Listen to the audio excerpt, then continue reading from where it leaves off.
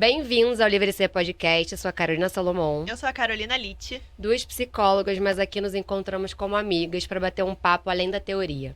E hoje vamos falar sobre o direito da criança e do adolescente. E para bater esse papo com a gente convidou duas psicólogas. Thaís Mello, que é psicóloga e supervisora clínica, que atua na área de garantia de direitos de mulheres, crianças e adolescentes. E a Tainara Cardoso, psicóloga e gestora pública, que trabalha com temas relacionados às questões raciais e direitos humanos, especialmente o direito da criança e do adolescente. Aproveita e segue a gente nas redes sociais e vem bater esse papo.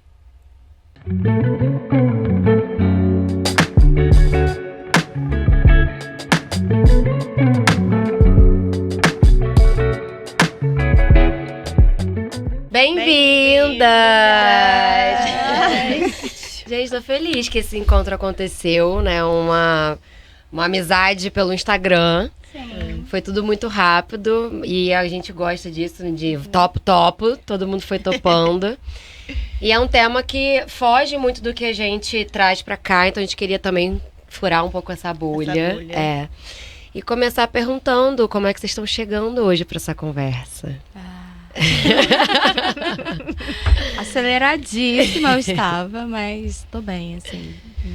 Acho que vai ser um papo gostoso aqui. Que bom, vai fluir. Sim, nervosa, mas feliz de estar aqui com a minha amiga, Tainara, que ela topou essa aventura. E de estar com vocês também, conhecê-las, né? É um prazer estar aqui. Que bom. O prazer é nosso. Queria saber de vocês como vocês escolheram esse lado da profissão, né? Vocês são psicólogas e como vocês foram parar aí? Se isso atravessa a vida de vocês de alguma maneira. Quer começar? Posso começar. Eu, desde a graduação, tive esse interesse de trabalhar com direitos humanos, né? Sempre nessa interseção psicologia e direito. Depois até fiz uma especialização também em psicologia jurídica. E acho que muito por uma militância, assim, né? Uma vontade de atuar, né? Nessa garantia de direitos, principalmente de mulheres, crianças e adolescentes, né? Então, assim que eu me formei, eu fui batendo em várias ONGs que trabalham, né, nessa área. E aí, muita dificuldade, porque sempre aquilo de querer alguém com experiência. Então, eu falei, vou me voluntariar em alguma ONG. Me voluntariei numa ONG em São Gonçalo. E de lá para cá foram vários equipamentos, depois eu fui para os serviços públicos, mas sempre atuando nessa área, né? Direito da mulher e da criança e do adolescente. Maravilhosa, né? Eu sou super fã dos meus amigos. Maravilhosa. Acho que meu caminho também vai por aí, né? Pela militância. É isso também, né? Uma história de vida, costumo dizer, eu sou Tainara, sou filha da Dona Selma, do Senhor Antônio. Eu sou cria do Morro da Chumbada, em São Gonçalo, né? Então, também, enquanto uma mulher preta, vivendo num espaço, né? Assim, no morro, numa favela, acho que a questão de pensar os direitos humanos já estavam ali gritantes, né? Desde ao nascer, assim. E aí, quando eu vou caminhando para a psicologia, pensando também o espaço federal, né? Que é um espaço tão longe, né? Da realidade social que eu estava inserida, assim. E aí a própria universidade vai fomentando isso também, né? As discussões sociais, isso estava gritante ali. Inclusive as próprias diferenças dentro do espaço universitário também. Aí em seguida, né, eu vou pensando junto a alguns amigos, né? A organização social, que é o África em Nós, pensando, né, o debate racial dentro das unidades escolares. E aí, a partir disso, vão abrindo portas, né, de inserção dentro do serviço público, no sentido de poder pensar os direitos humanos a partir dessa terra ali, né, desse terreno, assim. E aí, começo com os abrigos, trabalhando com a alta complexidade no SUAS, né, na assistência, e em seguida, caminho para a saúde mental, assim. Né? Quando você fala de direitos humanos, as coisas são muito capilarizadas, então você está num espaço. E aí a necessidade também de fazer essa discussão aqui, ali, acolá, né? Enfim. Então, e aí a saúde mental é onde eu me encontrei, assim, pensar a saúde mental infanto-juvenil, especificamente, né? E quando a gente fala de direito da criança e do adolescente, o que isso quer dizer na prática? Assim, o que isso significa? Olha, posso dizer para vocês, posso chegar aqui e falar academicamente falando. Não, acho que é na prática. Mas na prática, Acho que pensando toda a realidade, assim, de trabalho, né, que a gente tá, eu acho que talvez significa dignidade, assim, né? Pensando também uma reafirmação da existência da infância, né? Das infâncias. Então, a gente de pensar a criança como sujeito também, né? Exato. Acho que isso é um diferencial, porque, enfim, quando a gente está falando de direitos, a gente está falando também de uma certa sociedade, né? De quem são as pessoas que são vistas, né, com menos direitos ou que têm os direitos violados, né? Então, a gente está falando de uma sociedade patriarcal, né? Racista, homofóbica. Então, acho que esse olhar, né, para a criança e para o adolescente enquanto sujeito de direitos, um sujeito integral também, que acho que é isso que a Tainara fala também, de conseguir ter esse olhar ampliado, né? E é um olhar recente, né? O ECA, né, que é o Estatuto da Criança e do Adolescente, é recente. Muito, dos anos 90. Né, os direitos da criança e do adolescente como algo novo. Exato. E ainda é motivo de muitos embates, né? A gente passou por um contexto, por exemplo, pandêmico, muito recente, né? Em que crianças eram ali colocadas como fonte vital ali, né? De contaminação, inclusive, do próprio vírus, né? Então, assim, muitas vezes ciências e como ela corrobora muitas vezes para pensar ali a infância de modo mais apartado. Então, o próprio sistema de imunização no país chega de forma mais tardia para a infância, né? Tudo na infância, pensando política pública, é mais tardio, assim, é mais moroso, né? Enfim. E aí, isso tem uma justificativa. É justamente por um olhar social de não considerar a infância, né? Como a Thaís está trazendo, a importância de poder ver crianças e adolescentes como sujeitos.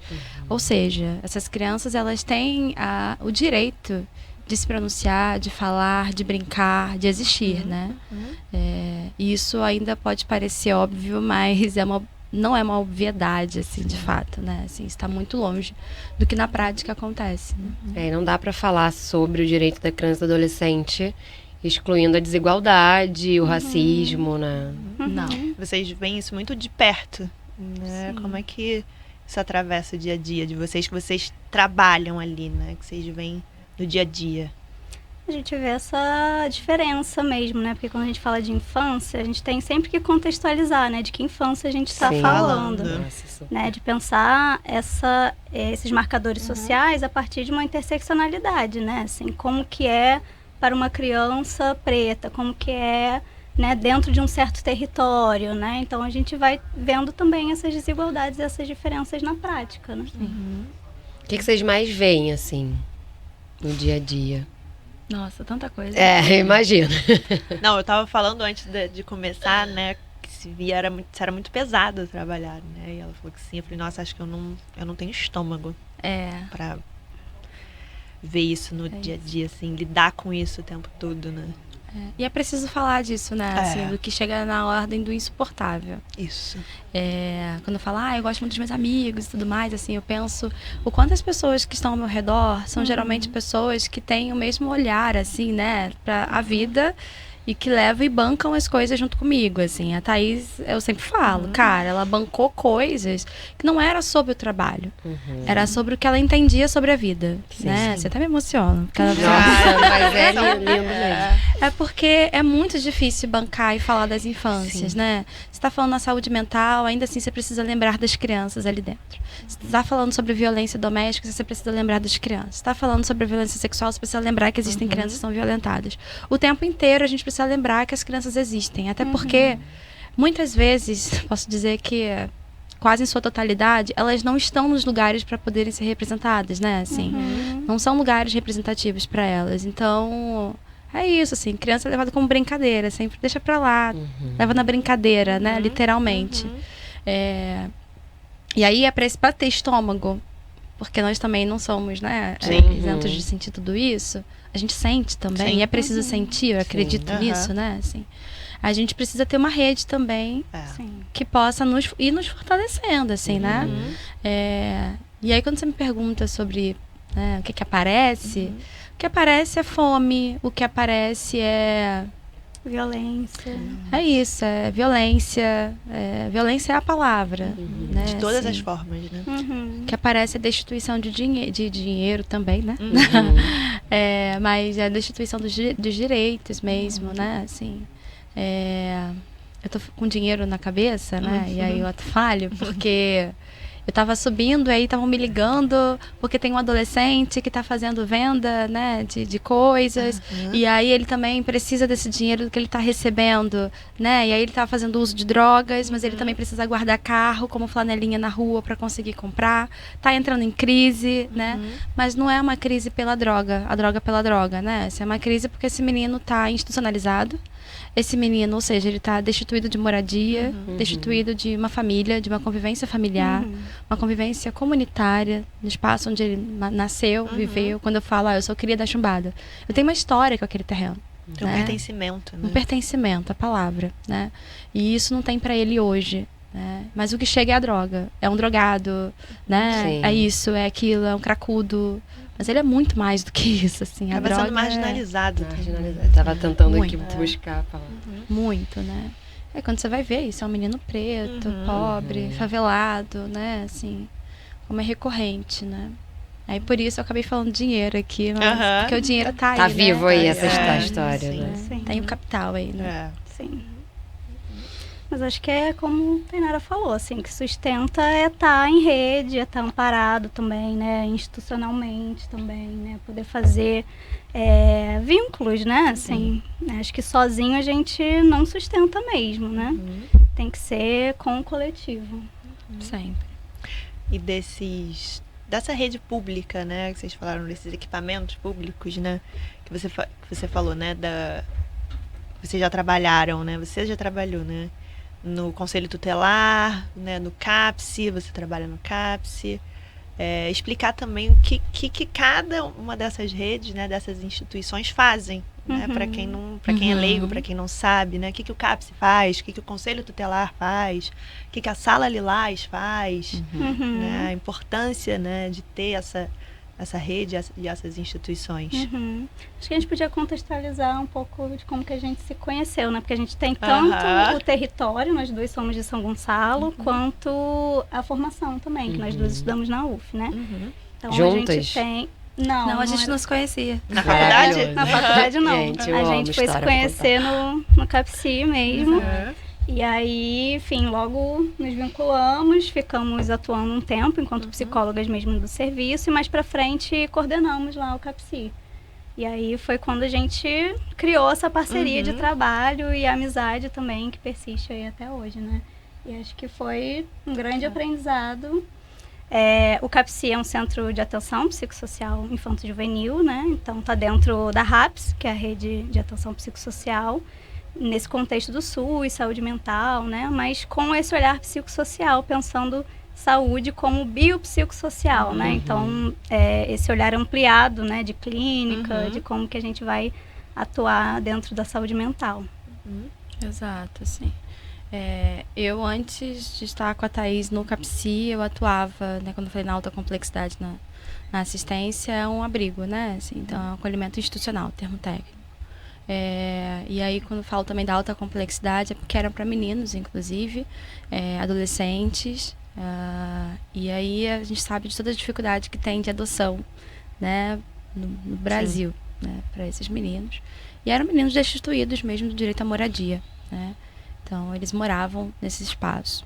E aí, depois eu migro para saúde mental, que aí também consiste numa equipe que é multidisciplinar, e que tem toda a pegada do nosso trabalho, fala a partir de uma perspectiva de uma reforma, né, que é a reforma psiquiátrica brasileira. Né?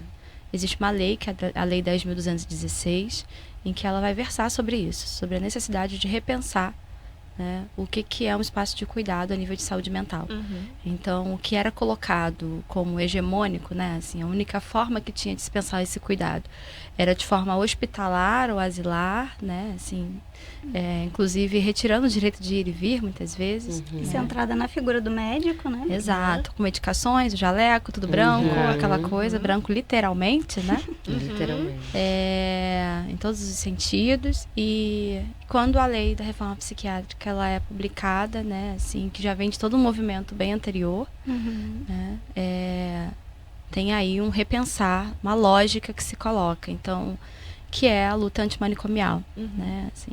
Então, para além também de pensar o hospital, que você pode tirar todos os hospitais, a lei ela vai falar também de uma lógica, que é muitas vezes manicomial, porque eu posso estar num espaço sem muro algum, mas atuar de uma forma extremamente manicomializada, né? Achando que para cuidar, que para a história desse menino, por exemplo, que eu acabei de falar, vai ser preciso só pensar em, sei lá, medicações que vão falar dessa oscilação, né? Com mais institucionalização. Mais institucionalização para ele, retira de um abrigo e vai para outro, taca em outro, vai para outro e vai por aí migrando, né? Enfim, então, e também está ali dentro do contexto da alta complexidade, né? E alta por isso, porque é difícil para as pessoas se verem com essa situação. Então, sai daqui, vai para lá, vai para lá, vai para lá. E está falando de algo que é multifatorial, né? É muito menos sobre a droga, né? Muito menos sobre medicação, que também é uma droga, né? Resolver um problema com um outro, né? Exato, né? E, enfim, né? E muito mais sobre pensar uma questão muito mais profunda, muitas vezes, né? Que é a insegurança alimentar, que é uma violência doméstica, que, enfim, né? O machismo, misoginia e N coisas que estão aí, né? Muito mais delicadas, assim. Né? Por isso que a saúde mental, né, nesse contexto mais ampliado de clínica, precisa estar articulada com o sistema de garantia de direitos, né? Então, por exemplo, a minha experiência pregressa, né, ao CAPSI foi no Conselho Tutelar e nessa ONG que eu atuei também com crianças e adolescentes vítimas de violência, principalmente sexual.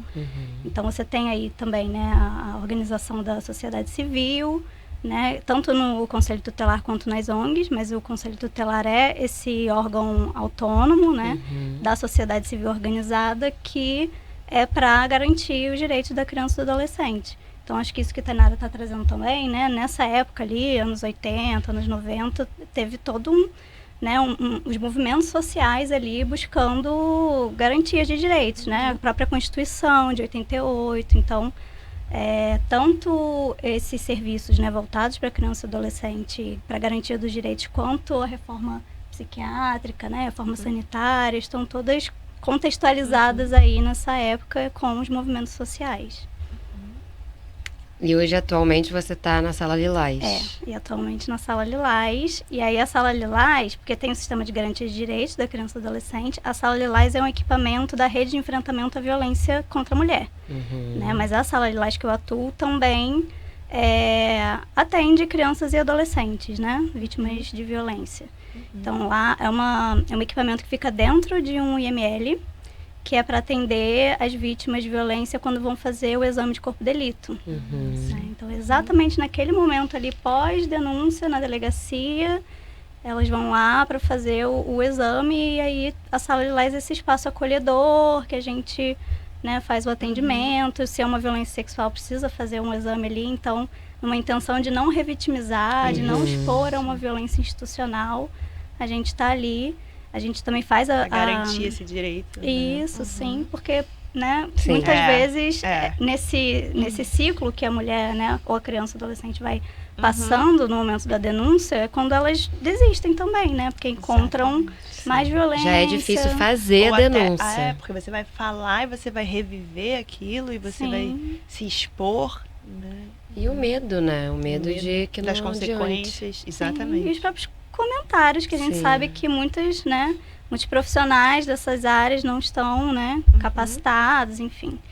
E aí sofrem mais violência nesse caminho e muitas vezes acabam desistindo. Então, a Sala Lilás está exatamente ali nessa passagem, que aí a gente faz também uma notificação de violência, né, que existe a notificação compulsória, para também os órgãos da saúde terem os dados de violência, né, a violência está dentro também ali, né, da epidemiologia, né, para poder ter todos os dados, e os encaminhamentos também para a rede. Então, a gente faz exatamente essa passagem das pessoas vítimas para os outros serviços que vão dar continuidade também, como os CEANs, né, o próprio Conselho Tutelar e outros núcleos especializados. Muito importante, né? A Sala Lilás começou quando? Você tem ideia? Assim? É uma política bem recente. Recente, né? Eu bem conheci recente. através de você. Pouca gente conhece. Tem em poucos lugares, se eu não me engano, tem em Petrópolis, tem aqui no centro do Rio. E estão abrindo outras também, mas vinculadas à saúde, né? Não é dentro do IML. Essa Sala Lilás é uma Sala Lilás que tem vínculo com o TJ, a Polícia Civil, né, e as prefeituras para poder fazer esse acolhimento. Mas são serviços bem recentes. Assim. A gente está falando de políticas que são recentes, né? Eu não lembro, por exemplo, de vir na faculdade qualquer coisa parecida para um preparo para trabalhar. O que é muito surreal. Não, até na faculdade não tinha muito direitos humanos, né? Na própria psicologia, assim.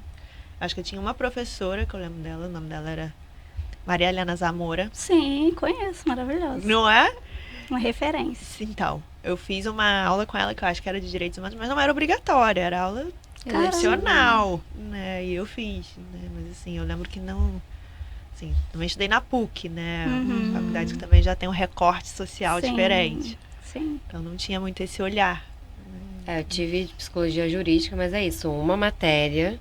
Eu lembro de ter amado, assim, mas foi logo no final da carreira. Eu quero ter... Sabe aquela confusão, assim, de final de carreira? Falei carreira no final da faculdade. Na loucura do que eu quero fazer, o que eu quero seguir. Eu lembro, eu falei, gente, eu não posso abrir mais uma aba, não tem condição, assim, de abrir mais uma aba. Mas eu lembro de ter me interessado muito. Mas é isso, no final da faculdade, quase, uma matéria de psicologia jurídica. Não dá para você, em um período, preparar uma pessoa para trabalhar com isso, né?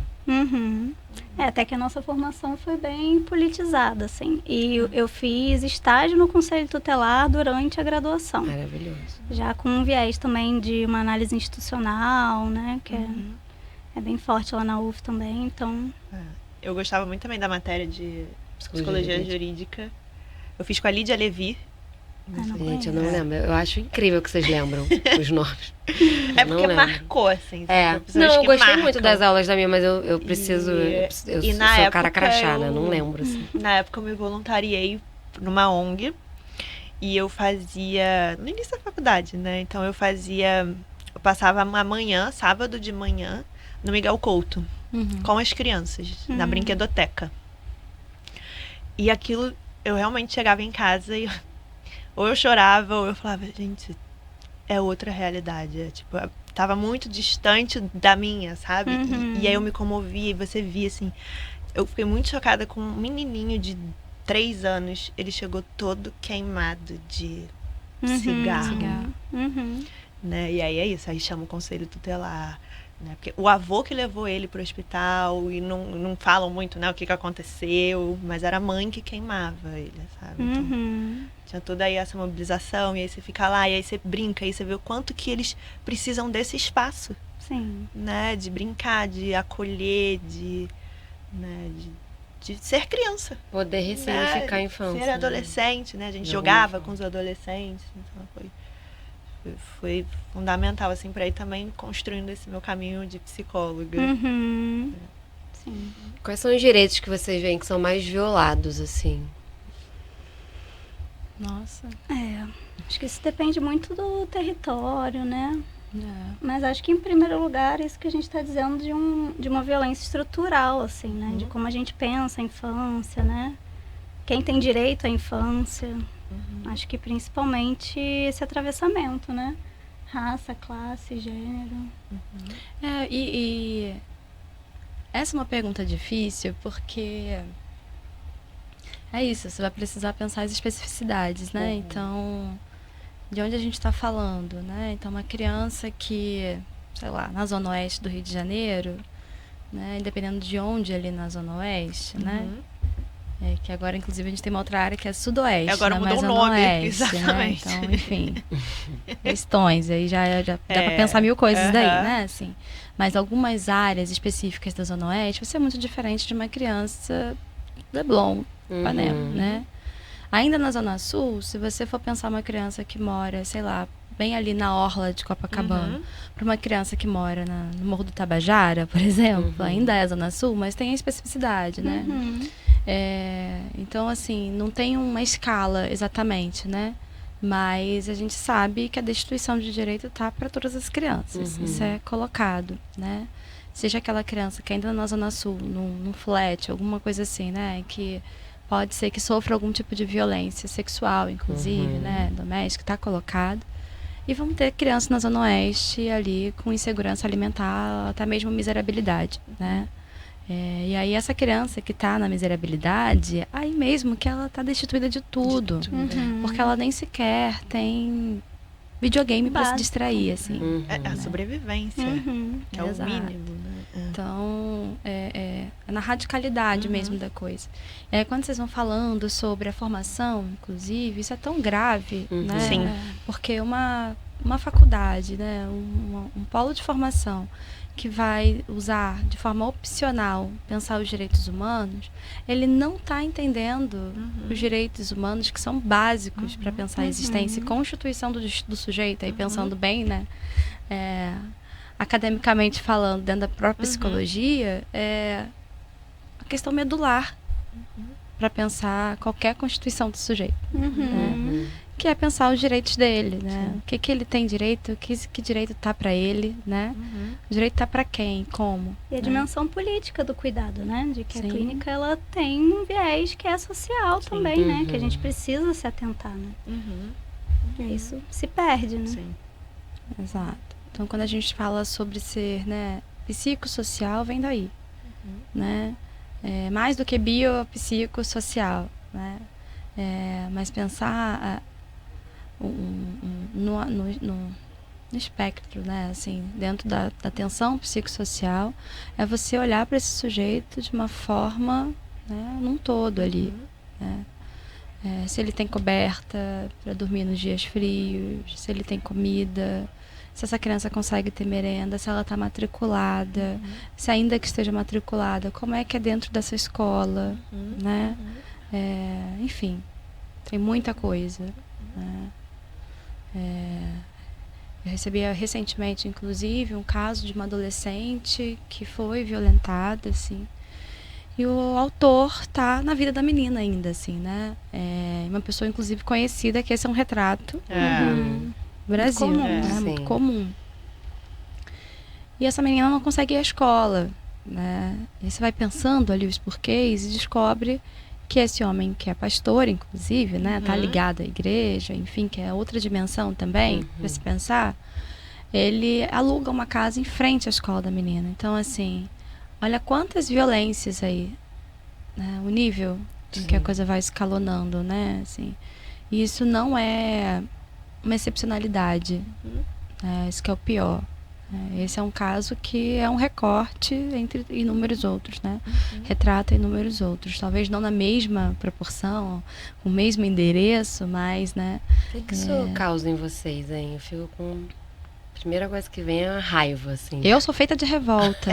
Eu quando você falou, me deu uma indignação aqui, me deu uma revolta. Então, assim, foi só aumentando, assim, né? Não foi só foi só aumentando, assim. Eu fiquei, gente, como é que seria trabalhar? Também, Porque... Não tem como ser paz e amor, assim, né? Não tem leveza. Mas a raiva é bom nesse ponto, né? A raiva Acho que ajuda ela muito, a raiva move. Exatamente, exatamente. Né? A raiva move, assim.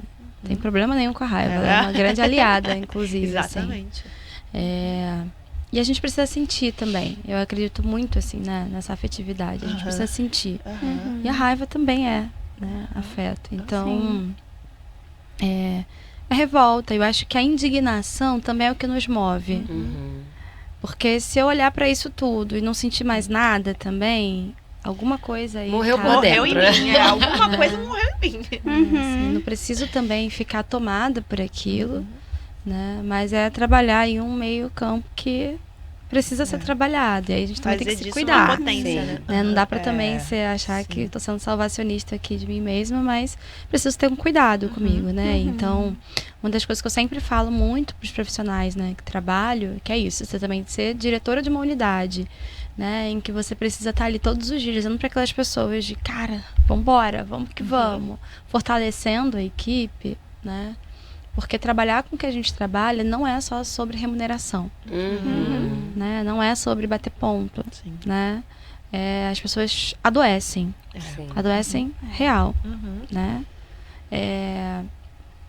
Então é uma coisa assim, tem que ser muito cuidadosa. E aí eu acho que entra também, não só a formação, né? Como a Thaís falou, muitos profissionais, muitas vezes, que são despreparados nos lugares, assim, que atuam com os direitos humanos, no geral, mas requer também tratamento, né? As pessoas precisam ser tratadas, né? Assim, e aí é uma outra discussão que precisa ser feita, né? Que você lida com essas altas complexidades, você precisa estar se colocando também em tratamento, porque senão vai dar ruim. E tem espaço para isso? Parece que eu ia Vocês têm, perguntar se tem espaço. Como é que espaço vocês pra fazem vocês? fora a terapia que eu arrisco mas, assim, dizer que vocês fazem? Espaços coletivos para vocês, sei lá, um grupo, alguma coisa assim, para cuidar Geralmente disso. esses equipamentos têm supervisão, né?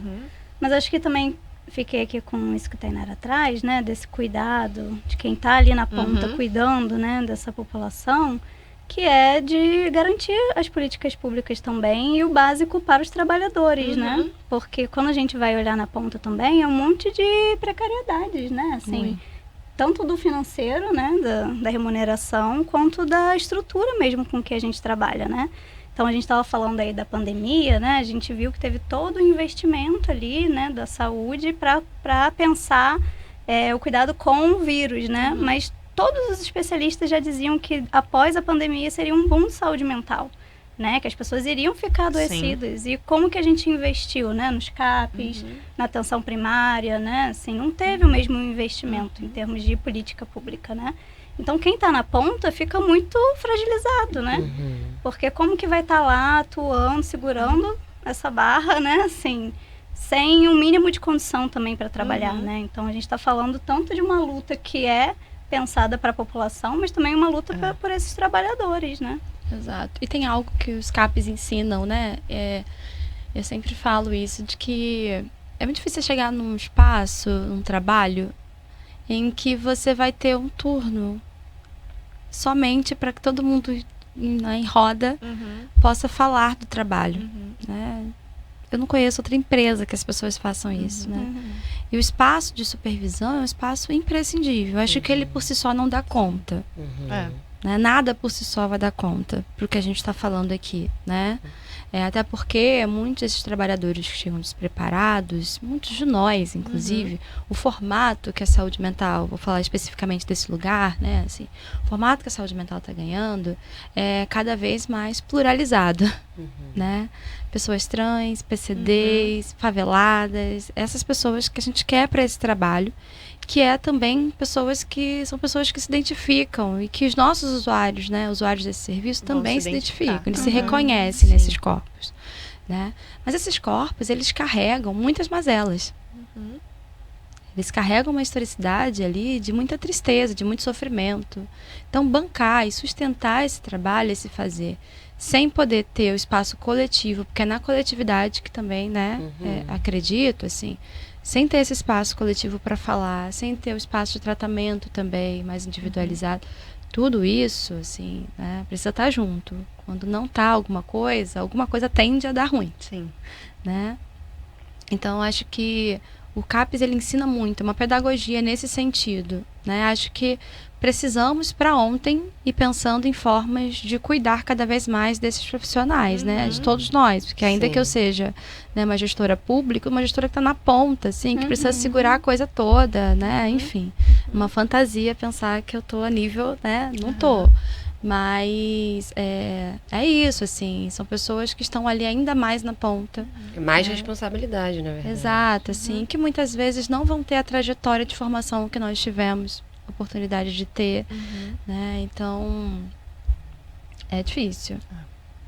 Como é que você faz e banca um trabalho desse com profissionais que muitas vezes ganham um salário mínimo, né? Que estão ali no apoio. Que é isso, num CAPES, uma pessoa que está limpando, na limpeza, ela também é uma referência de cuidado para essas pessoas. A pessoa que está na Copa também é uma referência de cuidado para essas pessoas, né? Inclusive mais do que outros, porque ela está ali ofertando o alimento para quem está sem. Então, né, materializa o cuidado. E um espaço digno, limpo, né? E Acolhedor. Acolhedor. A gente vê, ouve, assiste, sente muita coisa, né? Inclusive de apanhar, né? Em meio às crises, né? Assim, é bem difícil, né? É bem difícil. Acho que cada vez mais, e pelo menos aqui na rede do Rio de Janeiro, a gente tem discutido mais sobre, né? Eu estou há 5 anos aqui nessa rede, especificamente do Rio, e tenho percebido, assim, as discussões. Eu acho que ainda estamos em passos lentos, né? Mais tímidos ainda. Mas tem muito a avançar, né? Mas é isso, assim, a gente precisa estar para ontem pensando sobre. E atento também, né? O gestor precisa estar atento à unidade, estar atento aos sinais, né? Antes do bom dia perceber como é que está o semblante, né? Enfim, tudo isso. Porque é uma estrutura tão corrida, né? Cada vez mais, a gente está numa sociedade em si neoliberal. Sim. Né? E aí não é sobre Niterói, não é sobre São Gonçalo, não é sobre Rio de Janeiro, é num todo. O mundo está nesse acelerar, né? Numa produção de uma ansiedade bizarra. Então, como é conseguir parar em meio às 3.000 demandas para saber como é que você está, né? Assim, como é que é para você atender esse caso. Enfim, acho que... E nem sempre a gente também consegue bancar isso tudo que eu tô falando aqui não, tá? Não é tudo mil maravilhas, não. Tem o mundo real, tem o mundo ideal e o mundo real, né? Nesse ponto que você falou, né, da sociedade, né, na correria, no modo automático, acho que uma pergunta que vale é como observar, né, uma criança ou um adolescente que talvez está sofrendo uma violência, mas não consegue falar, não consegue denunciar. Então, assim, que tipo de comportamento, até para os pais, né, alguma orientação, assim, de comportamento que muda, que chama a atenção. A gente está tanto nessa correria que às vezes a gente não olha para esse filho, né, para essa criança, para esse adolescente que está do nosso lado, mas que talvez esteja sofrendo, né, alguma negligência, alguma violência. Acho que não só pais, mas adultos de uma forma geral, porque às vezes a violência vem, né, desses pais. Então, quais são os sinais, né? Na escola. Sim. É dever de todos nós, né? Ficarmos Isso, atentos, exatamente. as instituições também, né? As escolas, todo mundo. E acho que em algum lugar essa criança poder ser vista, ouvida, né? Assim, a gente falou um pouco dessa invisibilidade que a infância tem, né, no mundo. Que a gente possa ficar atento, né? Assim, tanto ao que ela está dizendo, mas a esses comportamentos. Assim, acho que mudanças muito abruptas de comportamento, maior agressividade, ou ficar mais ali, né, embotada, um comportamento mais sexualizado, né? A gente precisa também ficar mais atenta, algum adoecimento, né? Doenças psicossomáticas, né? A criança relata também muito ali através do corpo, sintomas, né? Do próprio brincar, né? Sai do rótulo, né? Ai, fulano é raivosa. Então, sair um pouco do rótulo e entender que aquilo ali está acontecendo por um motivo. Tem algo por trás disso. Né? Foi uma diferença, né? A gente está falando do material humano, né? Tem uma complexidade também, né? Para as pessoas não entenderem que, então, se tem uma irritabilidade, meu filho pode estar, né? Não tem receita. Não tem Não receita. é isso, assim.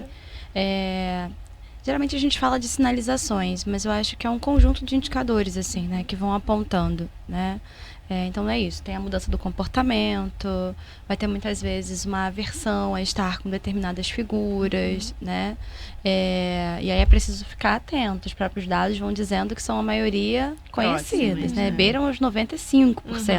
Sim. Né? E ali em torno de 65% são pessoas que são familiares, então assim... eu fico sempre muito pensando nos efeitos que isso tem, né? Enquanto depois um adulto, porque...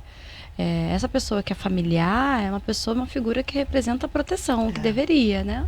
Uma figura protetiva para essa criança. Então, ela vai aprendendo desde muito cedo a ser, né, desapropriada, assim, a ser invadida isso, né? muito, muito cedo, né?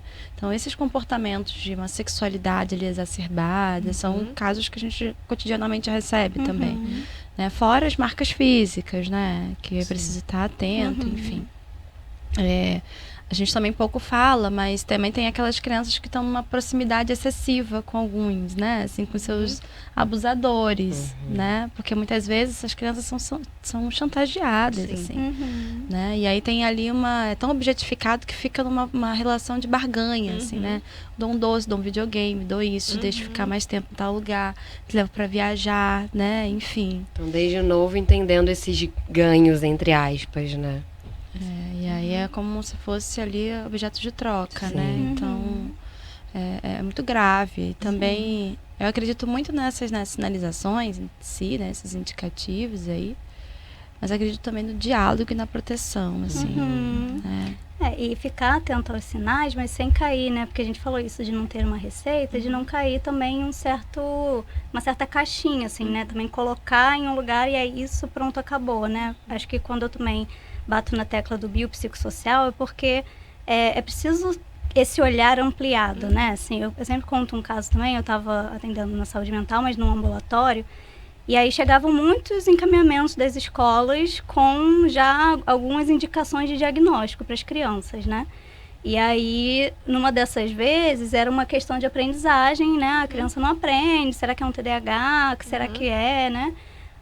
E aí, quando chega para a saúde, a gente fala assim, não, vamos primeiro entender o contexto biológico também, né? Vamos encaminhar para atenção primária, entender, fazer os exames, tudo. E aí, quando a gente foi se aproximar mais da situação, a criança ela não estava enxergando o quadro. Ela era míope. E aí, às vezes, a gente vai encaixando também, a gente já vai olhando todos esses comportamentos, todos esses sinais como alguma coisa específica, né? A partir do nosso olhar, ou isso, né? Uma caixinha ali do diagnóstico. E a gente não consegue ver as outras possibilidades de que pode estar acontecendo com essa criança, né? Então, acho que é isso, manter sempre um olhar ampliado, conversando, né? Entendendo o que está acontecendo, porque senão a gente também vai seguindo essas receitas prontas e caindo em certas armadilhas também, né? Exato. Se você se você tem um olhar reducionista sobre essa infância, você vai tender a patologizar, você vai entender que essa criança precisa de alguma coisa, e aí tudo tende para medicações. A gente volta naquele ciclo que a gente falou, né? Então, meu filho é extremamente desafiador, ele tá ficando extremamente irritável, né? Assim, ele fica com uma irritabilidade gigante, agressiva, aquela coisa. Aí tem o TOD. Famoso TOD, né? Não para quieto em sala de aula, não consegue se concentrar de forma alguma. Gente, assim, é tão comum em casos, né, de crianças que têm ali uma violência, inclusive sexual, elas apresentarem uma desatenção gigante, uma dificuldade, muitas vezes, de concentração, né? A pessoa teve o corpo violado, assim, mal está conseguindo ali ainda falar, a criança está se inserindo ali ainda na certa linguagem. Tem tanta coisa que precisa ser pensado, né? Então, as pessoas tendem a colocar em caixinhas achando que vai ser mais prático, mas é muito mais perigoso. A importância de ouvir, né? Como vocês estão falando, né? De olhar essa criança como um sujeito, um indivíduo, ouvir, né? E não naquele lugar de, não, criança. É a fantasia da cabeça dela. É mentira, é história que ela está inventando para chamar a atenção.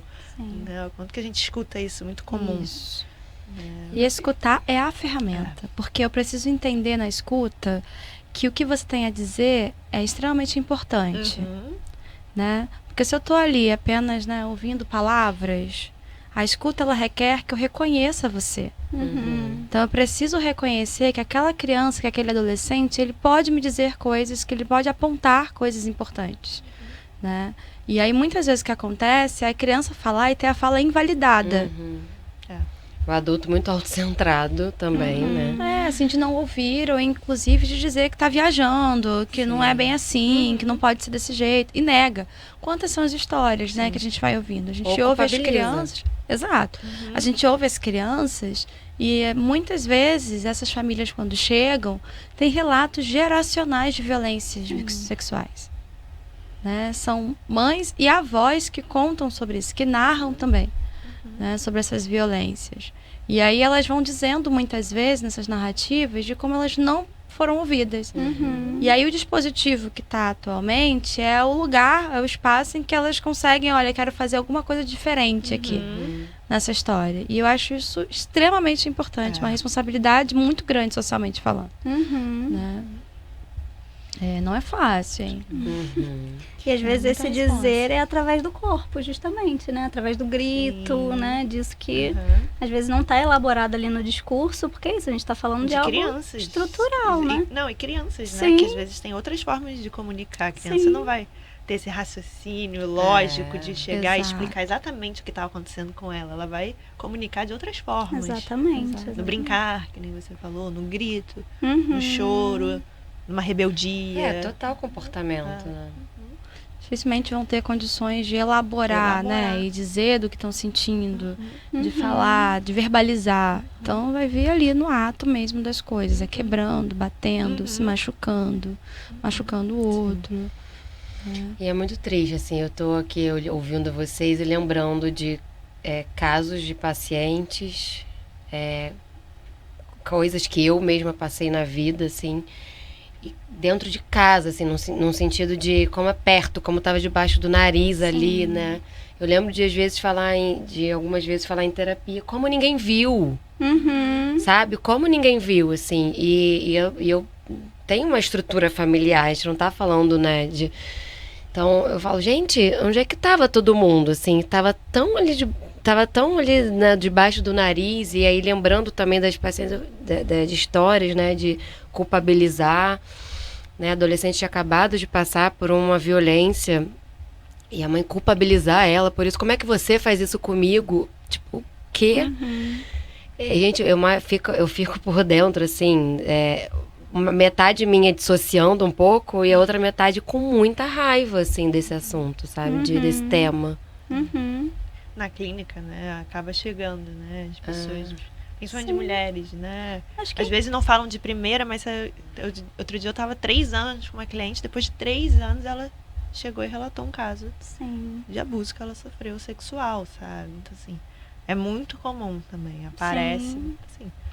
Acho que em qualquer lugar, acho que quando a gente reúne também, assim, mulheres, né, para falar dessa experiência, sempre vão surgindo, né, vários relatos de violências, desde as menores, né, de assédio, enfim, até as mais graves, né, mas acho que a gente está se mobilizando nisso, assim, também, de poder falar mais sobre essas coisas, né, ficar mais à vontade para dividir isso com os pares também, né? E o quanto que as instituições, no geral, são responsáveis por isso também, né? Assim, de ouvir essa criança, de ficar atento a essa criança, de perguntar, né, o que está acontecendo. Conversar, né, gente? O diálogo. Sim. A falta no dele. diálogo a gente vai também aprendendo coisas, assim, a colocar nomeações. Então, essa pergunta que você traz é norteadora, assim, como ninguém viu. Assim, ela vai denunciando, essa enunciação, ela denuncia coisas que é de uma naturalização. O sistema, né? Que o sistema invisibiliza. familiar, o sistema, né, da rede, o sistema patriarcal. Exatamente, que vai subindo. silenciando. Começa lá no sistema familiar e vai se ampliando. E às vezes mas esse adulto não sabe o que fazer com isso, né? E a criança vai só ficando cada vez mais desprotegida dentro da própria... É o abuso em cima do abuso, né? Assim, nesse sentido. Então, me causa uma revolta, assim. E essa indignação é necessária, né? Porque, socialmente falando, o corpo da criança é um corpo muito negociável. Né? Então, assim, aquele do objeto que a gente estava falando, é um corpo de negociações, muitas vezes, né? Inclusive, quando a gente fala sobre conflitos parentais, hora tá aqui, hora tá lá, leva pra pais que brigam, e aí a criança tá uma hora aqui, a hora tá lá, os pais deixam de se falar, então a criança fica aqui, não fica aí. E a gente vai invisibilizando, naturalizando a não existência dessa criança nessas relações todas, né? Eu acho que também o que falta muito, quando a gente está falando de populações extremamente vulnerabilizadas, né, a gente está dizendo também de uma dificuldade de nomear o sofrimento. Né? Muitas vezes essas mães não conseguem dizer daquilo que elas mesmas sofreram também. Né? E aí é como se fosse uma desavença ali de eu sobrevivi, porque você não. Porque você não. Né? E não estou falando de tão consciente assim, né? Não é uma escolha ali pela escolha, mas... Enfim, tem um processo aí que é outro, né? Que é um outro tema. A gente fala muito sobre esses casos em que o direito já foi violado, né? Mas uma questão que as políticas colocam, né? As legislações enfim, tudo isso, é que é preciso ter também a promoção, né? Assim, a prevenção desses casos. Então, acho que quando a gente fala dessa naturalização, a gente está falando de uma certa cultura também, né? Que a gente precisa mudar desde a base, né? Então, a gente precisa falar sobre essas coisas, porque a gente precisa prevenir os próximos casos, né? E não só lidar com os casos que já estão acontecendo, né? Gente, a gente tá chegando no fim, infelizmente. Já tô aqui, ó. E ela falou, Já tô aqui, ó. O pessoal já tá assim. Ela falou deixar a gente ela aba. falou a eu importância amei. de falar, né? E aqui, vocês estão aqui dando voz, Sim. né? A isso. Eu queria, assim, pra gente fechar, poder fechar mesmo, se vocês querem falar mais alguma coisa, deixar algum recado, alguma... Não sei. Como é que vocês... Né, ouvirem. fariam vocês, esse fechamento, assim? Queria deixar com vocês mesmo. Acho que para concluir, acho que reforçar o que a gente falou bastante aqui hoje, né? Assim, de ouvir as crianças, de entender as crianças como sujeitos, né? E não como objetos, como a gente estava dizendo, né? Assim, ficar atento mesmo, né? E, enfim, caso tenha conhecimento, uma suspeita, né? Fazer alguma coisa com isso também, né? Acho que a gente está falando da importância da indignação e da revolta, a gente também fazer disso uma mobilização, né? Assim, proteger a criança e adolescente é um dever de todos nós, mesmo se não temos filhos ou crianças próximas, né? Assim, acho que é uma luta mesmo, né? De todos nós. Eu acho que é conseguir ouvir essas palavras todas aqui com muita franqueza, assim, e honestidade, sabe? De poder se permitir também se rever, sem se culpar, né? Se percebeu alguma coisa ali que poderia ter feito diferente, enfim. Mas o que é possível daqui para frente, né? Conseguir olhar para essas crianças com outro olhar, de que elas também protagonizam a vida delas, de que crianças precisam participar dessas escolhas, né? Criar diálogos honestos, né? E transparentes com as crianças. Isso previne muita coisa. Essas violências que a gente está falando são violências invisibilizadas, são grandes segredos sociais que a gente vai aprendendo ao tio a fazer uma coisa aqui, mas não fale nada para ninguém, né? E aí é poder criar esse diálogo, ser um lugar, um colo ali para essas crianças, né? Ser um lugar de escuta para elas, né? Não precisa dizer nada. As pessoas ficam pensando assim, o que eu posso fazer? O que eu tenho que dizer? Mas só para, ouve, né? Sem ficar cortando, sem ficar dizendo que está viajando, né? Da cabeça, não. Um lugar de dono da verdade, né? Exato, assim. Acho que isso já minimiza muitos desses problemas, né? Acho que é isso. Gente, Nossa, obrigada. muito bom, foi maravilhoso. Aprendi muito. Aprendi muito. Tava muito. Acho que Como é que foi pra vocês? Tudo bem? Sim, obrigada. Obrigada pela oportunidade de poder falar de tudo isso Sim. também, né? Da gente estar junto, compartilhando também. Obrigada por esse espaço. Obrigada por aceitarem. Obrigada a tá? vocês. Quero agradecer estarem aqui. também, viu? bom. Muito bom, assim, é sempre bom a gente poder falar desse trabalho, inclusive em ferramentas assim que expandem ainda mais, né? Porque é um trabalho árduo, é um trabalho cansativo e a gente precisa cada vez mais gente chegando junto, porque esse é um fazer coletivo mesmo, né? Então, que bom ter vocês aí para ajudar a ampliar. Que bom ter vocês nessa, aqui. nessa Estão linha fazendo de esse frente. papel, exatamente. Obrigada, gente. Obrigada. Prazer. Obrigada. Muito bom. Obrigada. Gente, obrigada por terem ficado até aqui com a gente. Bebam uma água, respirem e até o próximo encontro. Até o próximo encontro.